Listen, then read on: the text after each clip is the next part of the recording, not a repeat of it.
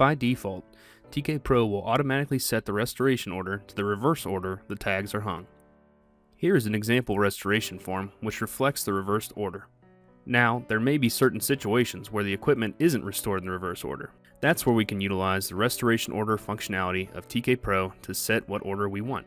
Clicking on the Actions dropdown in the upper left corner of the Tags tab will allow us to choose Restoration Order. This populates a new column in the Tags grid, Restoration Tag Number, where we can click and drag our isolation points to the proper restoration order based on the job at hand.